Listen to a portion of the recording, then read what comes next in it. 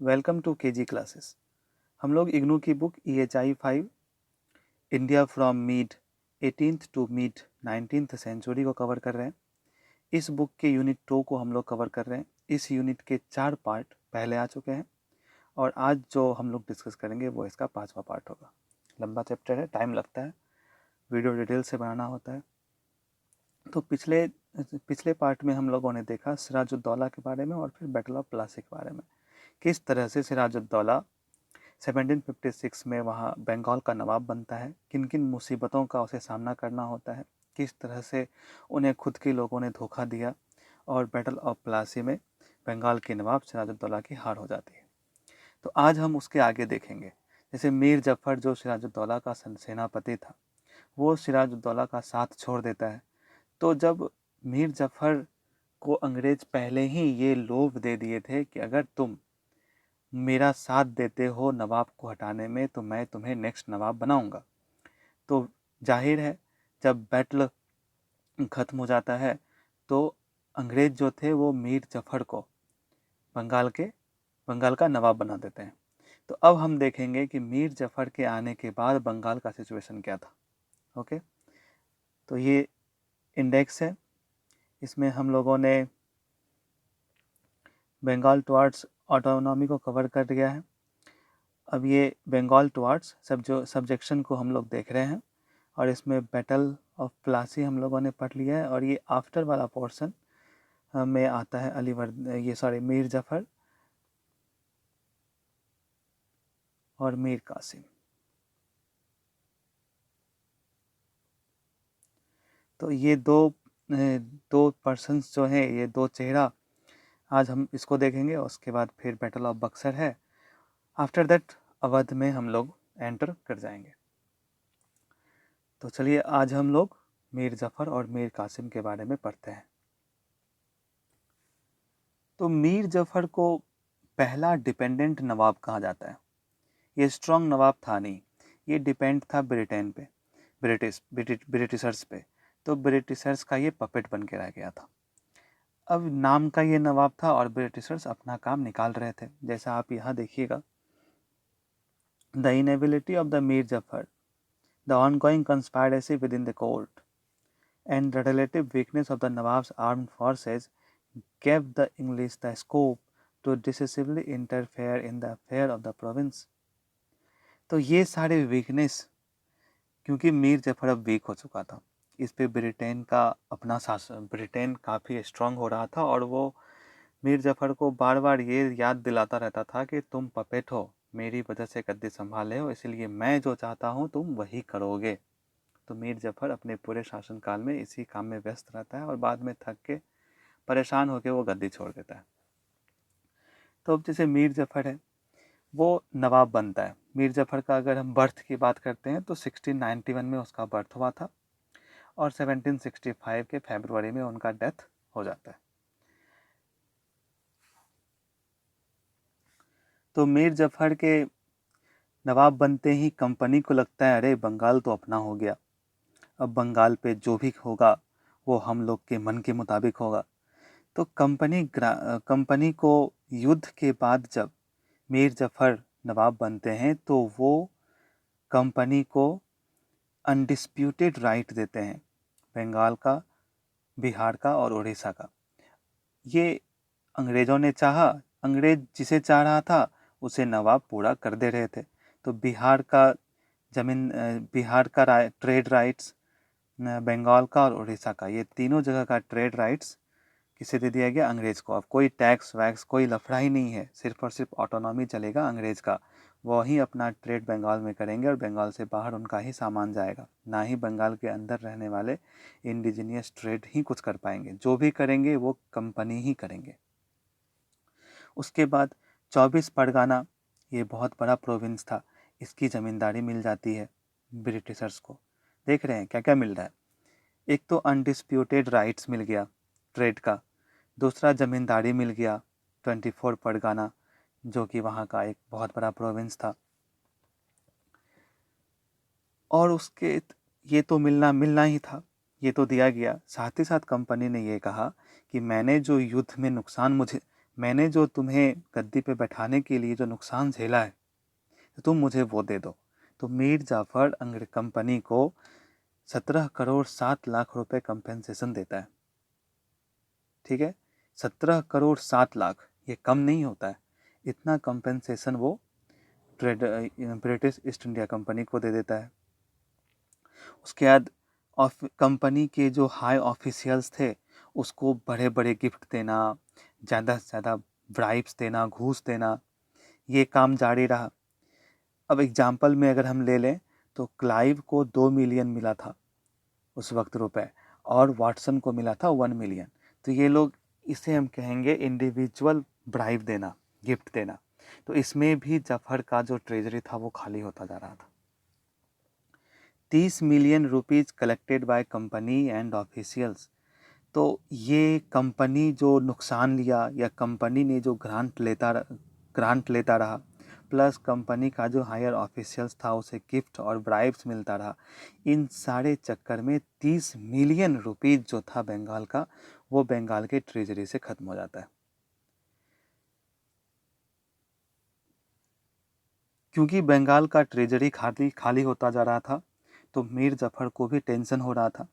वो भी सोच रहा होगा कि किस टाइम में हम नवाब बने और किस सिचुएशन में बने, मेरा कितना बुरा हाल हो रहा है। कोई भी नवाब का अगर ट्रेजरी खाली होगा तो दुख तो होगा ही। तो ये था वॉर के बाद का इकोनॉमिक सिचुएशन, किस तरह से बंगाल का जो रुपए था वो बाहर निकल रहा था। ट्रेड पे मोनोपोली ले लिया था। तो ट्रेड पे मोनोपोली ले लेने के वजह से जितने भी इंडिजिनस ट्रेडर्स थे उसका कोई फ़ायदा नहीं हो रहा था, वो नुकसान में जा रहा था। क्योंकि अब ब्रिटेन का अपना शासन चल रहा था, पपेट नवाब आ गया था, तो वो सारे इंडिजिनस ट्रेडर्स को फोर्स करते थे कि तुम कम से कम व्यापार करो। इंडिजिनस आर्टिसंस और वर्कर्स से बोलते थे कि तुम कम से कम रुपए में मुझे सामान दो, ताकि वो फिर उस सामान को ले जाके ज़्यादा प्रॉफिट में बाहर बेच पाता।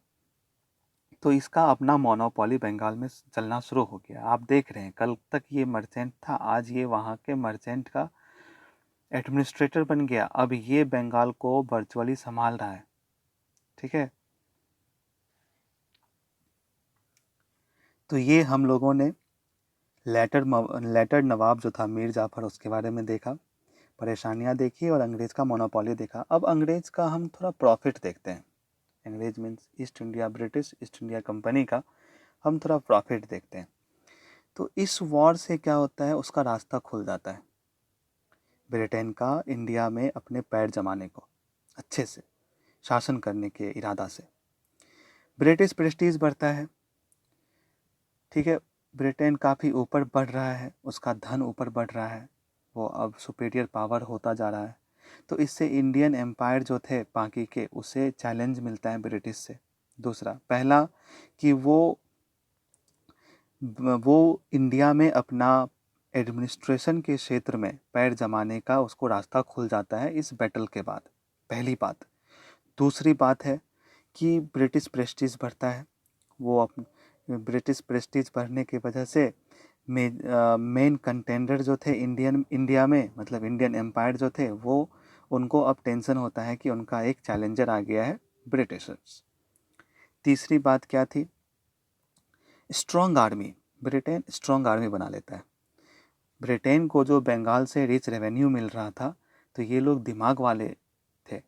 ये लोग क्या किए, रिच रेवेन्यू का फ़ायदा उठा करके अपने आर्मी को और स्ट्रॉन्ग बना लिए। ठीक है, जो यहाँ के जो राजा सब होते थे वो जल्दी इतना काम नहीं करते थे। इन लोगों ने सोचा और रिच रेवेन्यू के मदद से स्ट्रॉन्ग आर्मी बना लिया। वेल्थ तो ढेर सारा कमा ही लिया था। ठीक है, तो हम लोगों ने तीन देख लिया। एक, रास्ता खुल गया इंडिया में पैर जमाने को। दूसरा, काफ़ी धन मिला, काफ़ी आगे बढ़ा, सुपेरियरिटी दिखा, जिससे इंडिया के दूसरे एम्पायर को ब्रिटेन से खतरा नज़र आया। तीसरी बात, हमने स्ट्रॉन्ग आर्मी देखी कि कैसे वो रिच रेवेन्यू के हेल्प से स्ट्रॉन्ग आर्मी बना लिया, ज़्यादा रेवेन्यू के हेल्प से स्ट्रॉन्ग आर्मी बना लिया। तो ये तीन जो थे इसके, ये बहुत बड़ा फ़ायदा रहा। अब इतना फ़ायदा जो ब्रिटिशर्स को हो रहा था बंगाल में, तो डायरेक्टर्स जो कंपनी के थे वो अब ये बोलने लगे कि बंगाल को सिर्फ बंगाल का ही नहीं, बॉम्बे और मद्रास के भी एक्सपेंसेस में अपना पैसा देना चाहिए। मतलब ये बंगाल बेचारा लूट तो रहा ही था, साथ ही साथ ये ब्रिटिशर्स चाहते थे कि मद्रास और बॉम्बे जो कि प्रोविंस था इसका, अपना ट्रेड वाला एरिया था ब्रिटिशर्स का, तो वहाँ का जो खर्चा होता है वो भी बंगाल के रेवेन्यू से ही सॉल्व किया जाए।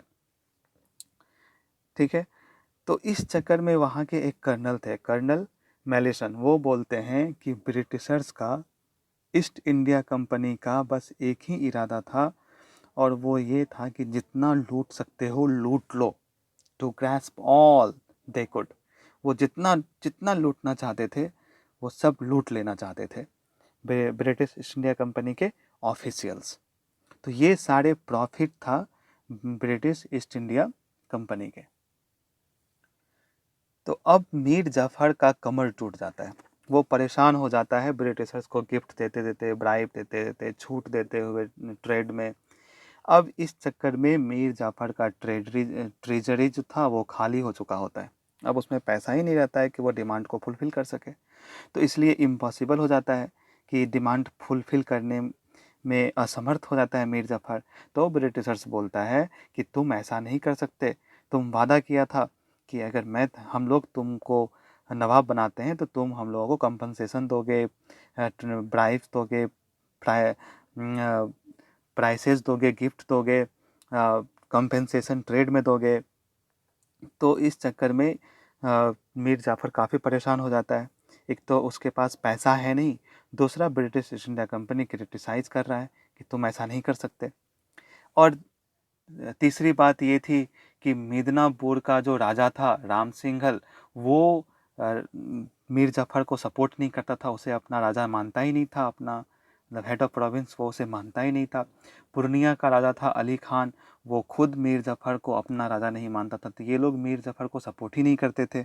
इधर ब्रिटिशर्स क्रिटिसाइज़ करने लगे, उधर ट्रेजरी खाली होता चला गया। और एक और इम्पॉर्टेंट बात होती है कि मीर जाफ़र का जो बेटा था मीरान, उसका डेथ हो जाता है, अब तो हायरार्की भी नहीं चलेगा। तो अब क्या होता है, ब्रिटिशर्स मीर जाफ़र को हटा करके मीर जाफ़र का जो दामाद था मीर कासिम, उसे बंगाल का गवर्नर बना देता है। बोलता है देखो मीर जाफ़र तुमसे होने वाला है नहीं, तो मीर कासिम के साथ पैरवी करता है और मीर कासिम को बंगाल का नवाब बना देता है और मीर जाफ़र को गद्दी पर से हटा दिया जाता है। ये थी मीर जाफ़र की स्टोरी।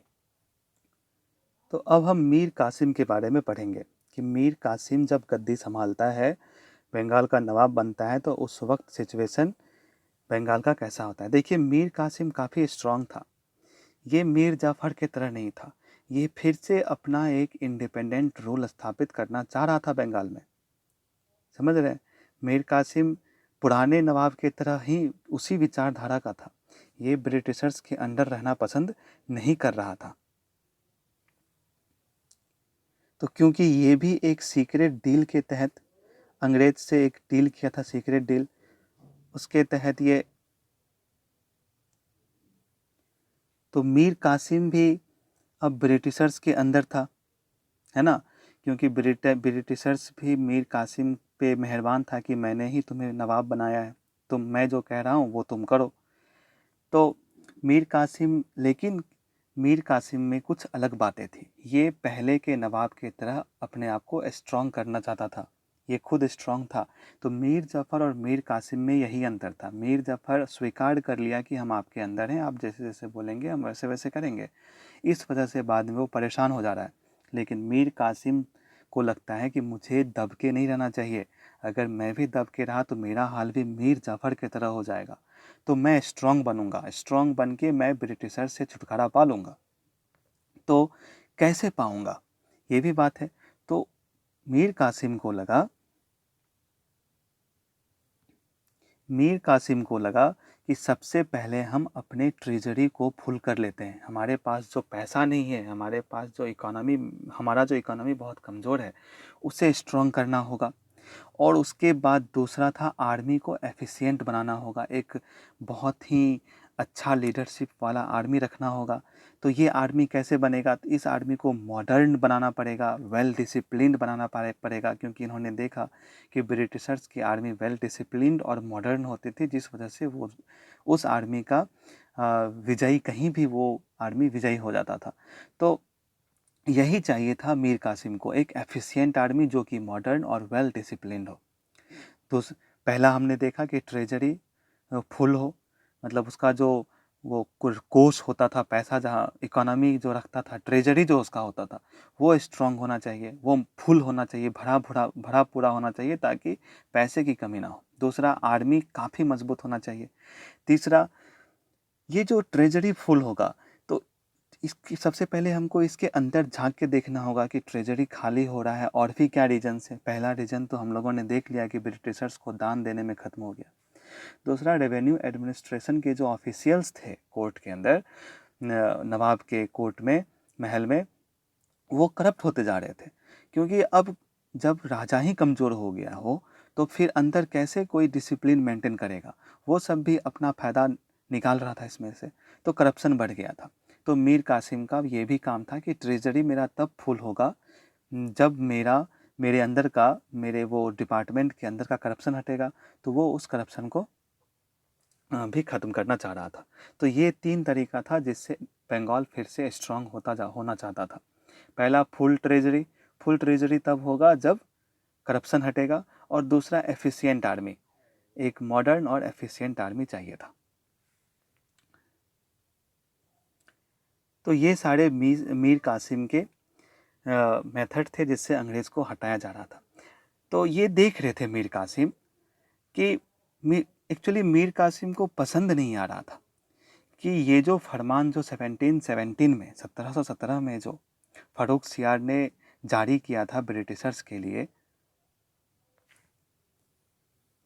जिसका नाम था दस्तक, इसका तो मिसयूज पहले भी हो रहा था, जिसे सिराजुद्दौला जिसे रोकने की काफ़ी कोशिश किया, युद्ध हो जाता है। तो मीर जाफ़र आता है, तो मीर जाफ़र से फिर से वो सारे पावर्स ब्रिटिशर्स खुद पे ले लेते हैं कि अब तुम फिर से मुझे फरमान जारी करो, दस्तक का यूज अच्छे से करने दो। ये तो सिराजुद्दौला से भी ले लिया गया था, और इसका रेगुलर यूज होता जा रहा था। तो मीर कासिम को ये पसंद नहीं आया कि आप फरमान का यूज करिए, लेकिन फरमान जो दस्तक था आप उसका यूज़ करिए, लेकिन उसका मिसयूज़ मत करिए। जो मिसयूज़ हो रहा था कि कंपनी को ऑर्डर था कि आप जो ट्रेड करेंगे उसमें एक्सपोर्ट और इंपोर्ट नहीं लगेगा। इसका मतलब ये नहीं कि आपका ऑफिशियल्स भी इंडिविजुअली इसी दस्तक के आधार पर ट्रेड करें। ये सिर्फ कंपनी को हक है, ना कि उस कंपनी के इंडिविजुअल ऑफिशियल्स को हक है। तो ये डबल ड्रेन हो रहा था ना वेल्थ का। वेल्थ दोगुना बाहर निकल रहा था बंगाल से इस फरमान के मिसयूज के वजह से। तो मीर कासिम को ये पसंद नहीं आया। पहला बात ये था कि फरमान जो था दस्तक, उसका मिसयूज होता जा रहा था, दोगुनी आय बंगाल से निकल के जा रही थी। दूसरी बात ये थी कि इस चक्कर में डिप्रेस हो रहा था ईमानदार इंडियन मर्चेंट वो भी थे ब्रिटिशर्स, और इंडियन मर्चेंट जो थे ये डिप्रेशन के शिकार होते जा रहे थे। फरमान का मिसयूज जो हो रहा था, इस वजह से इंडियन अपने ही देश में, अपने ही राज्य में इंडियन को टैक्स देना पड़ता था, ट्रेड करने को, एक्सपोर्ट इंपोर्ट का टैक्स देना होता था, लेकिन ब्रिटिशर्स को नहीं देना होता था। ब्रिटिशर्स ईस्ट इंडिया कंपनी को नहीं देना होता था, और ईस्ट इंडिया कंपनी तो दे ही नहीं रहा था, साथ ही साथ उसके अंदर जो ऑफिशियल्स थे वो भी अपना इंडिविजुअल व्यापार फ्री में कर रहे थे। तो यहाँ पे टैक्स फिर दे कौन रहा है? टैक्स तो इंडियन ही दे रहा है, और इंडियन जो टैक्स दे रहा है वो लेकर के ब्रिटिशर्स इंडिया से बाहर जा रहा है।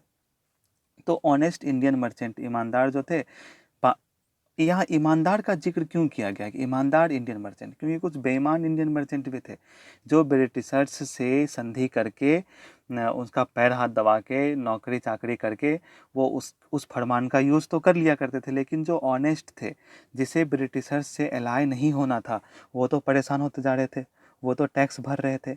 तो ये एक तरह से वहाँ का जो एनवायरनमेंट था वो ख़राब होता जा रहा था। तो मीर कासिम को इसका गुस्सा उठा। तीसरा जो मीर कासिम नाराज़ हुआ कि ब्रिटिशर्स ईस्ट इंडिया कंपनी जो थे वो यहाँ से बिना टैक्स का तो ट्रेड कर ही रहे थे। अब वो यहाँ के आर्टिसंस को, पीजेंट्स को और मर्चेंट्स को ये बोलते हैं कि तुम सस्ते दामों में मुझे सामान बेचो, और वो क्या करता, उस सस्ते दाम का सामान लेकर के बाहर महंगे दामों में बेचता। तो ब्रिटिशर्स को कितना फ़ायदा हो रहा था, एक तो ये टैक्स नहीं दे रहा है, दूसरा यहीं के आर्टिसंस से वो सस्ते में खरीद रहा है ताकि वो बाहर महंगे में बेच सके, और जो गवर्नर से नवाब से ब्राइब ले रहा है वो अलग। तो ये सारी बातें मीर कासिम को पसंद नहीं आई। मीर कासिम को लगा ये हो क्या रहा है, यहाँ के नवाब हम हैं और चला कोई और रहा है, चला ब्रिटिशर्स रहा है, बाहरी चला रहा है, फिर नवाब बनने का रीज़न क्या होगा। तो इस वजह से मीर कासिम काफ़ी नाराज़ होता है। तो इस गुस्सा में क्या करता है, मीर कासिम एक्शन लेता है। क्या क्या एक्शन लेता है हम उसे देखते हैं। वो गुस्सा में ये एक्शन लेता है कि अब कोई भी इनलैंड टैक्स नहीं लगेगा, जितना भी इंटरनल ट्रेड ड्यूटीज़ था वो सबको हम ख़त्म कर रहे हैं। अब इससे क्या हुआ, यहाँ के जो लोकल मर्चेंट थे, लोकल ऑनेस्ट मर्चेंट थे, उनको भी कुछ फ़ायदा होगा। अब वो भी ट्रेड में कुछ प्रॉफिट कमा पाएंगे। अब ये बात ब्रिटिशर्स को खटका। अब वो चाहने लगा कि ये नवाब ने बिना मेरे परमिशन का क्या कर दिया, इसे ये टैक्स फिर से इम्पोज करना होगा, री इम्पोज करना होगा। क्यों नहीं अब तो हो गया ना, ब्रिटिशर्स को थोड़ा घाटा होने लगा। तो अब ये काफ़ी परेशान हो गया और उस ड्यूटीज़ को री इम्पोज करवाने में लग गया। पहला एक्शन। दूसरा एक्शन ये लिया कि ये अपने कोर्ट के ऑफिशियल्स को रिकंस्टिट्यूटेड किया, जिसमें ये अपने जो जिस पे इसको भरोसा था वो सबको अपने कोर्ट में रखा, टैलेंटेड और भरोसे वाले को। दूसरा काम देखिए, पहला काम किया कि इंटरनल ड्यूटी जो ट्रेड पे लगता था उसको हटा दिया, जो कि अंग्रेज़ को पसंद नहीं आया। दूसरा, ये कोर्ट को रिकंस्टिट्यूट किया, जिसमें कि अच्छे अच्छे ऑफिशियल्स को ये अपॉइंट किए।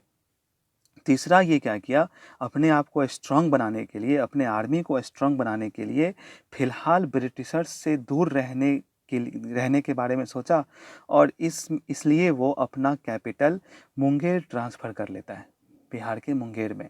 कहाँ से, पहले मुर्शिदाबाद था, अब मुंगेर आ गया। ये ब्रिटिशर से काफ़ी दूर आके बस गया, ताकि यहाँ हम अपने आप को और भी स्ट्रांग कर पाएँ आसानी से। तो ब्रिटेन के जो एक गवर्नर थे वानसीटार्ट, ये बंगाल में, वो सपोर्ट करते थे मीर कासिम को। तो मीर कासिम के साथ ट्रीटी करता है वो वानसीटार्ट। तो इस ट्रीटी में एक सहमति निकलती है कि हम जो टॉल टैक्स लेंगे, टॉल टैक्स जो होता है उसमें रिसेशन 9% रखा जाएगा। अब ये बात भी अंग्रेज़ को पसंद नहीं आई, तो कलकत्ता काउंसिल जो था वो इसे रिजेक्ट कर दिया, नहीं 9% नहीं रखा जाएगा। हर जगह इसको घाटा लग रहा था। तो ये सारे एक्शन लिए मीर कासिम ने, एबॉलिश किए इंटरनल ड्यूटी को, कोर्ट को रिकंस्टिट्यूट किए, कैपिटल को मुंगेर ले आए, और वानसीटार्ट के साथ ट्रीटी करके टॉल टैक्स को 9% की छूट रखा गया टॉल टैक्स में। ठीक। तो ये ब्रिटिशर्स को अच्छा नहीं लगा, अरे ये क्या हो रहा है, ब्रिटिशर्स को लगा ये क्या हो रहा है, जिसे मैंने गवर्नर बनाया वो आज मुझे पे शासन करना शुरू कर दिया, शासन तो मुझे करना था, इसे तो मेरे एहसान के अंदर रहना चाहिए था, ये कैसे शासन शुरू कर दिया, ये कैसे अपना मोनोपोली दिखाने लगा, ये बिना मेरे से सलाह लिए कैसे कोई भी टैक्स इम्पोज कर सकता है। तो इससे ब्रिटिशर्स काफ़ी नाराज़ हुए। तो इस वजह से ब्रिटिशर्स हमला करते हैं मीर कासिम पे। तो 9 जुलाई 1763 में खानवा का युद्ध होता है, इसमें भी हार जाता है मीर कासिम। फिर होता है 2 अगस्त 1763 में गिरिया में युद्ध होता है, इसमें भी मीर कासिम हार जाता है। और 5 सितंबर 1763 में उदौनला में युद्ध होता है, इसमें भी मीर कासिम हार जाता है। 3 कंजिक्यूटिव वॉर्स होते हैं, एक खानवा में, एक गिरिया में, एक उदौनला में।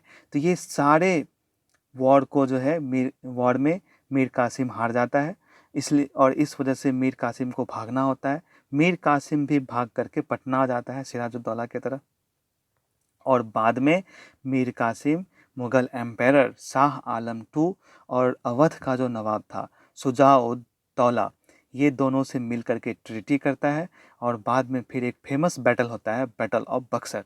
तो नेक्स्ट पार्ट में हम लोग बैटल ऑफ बक्सर को कवर करेंगे।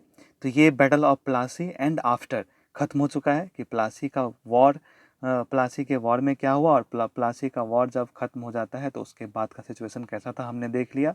तो ये हमारा आज का चैप्टर यहीं ख़त्म होता है। Thank you.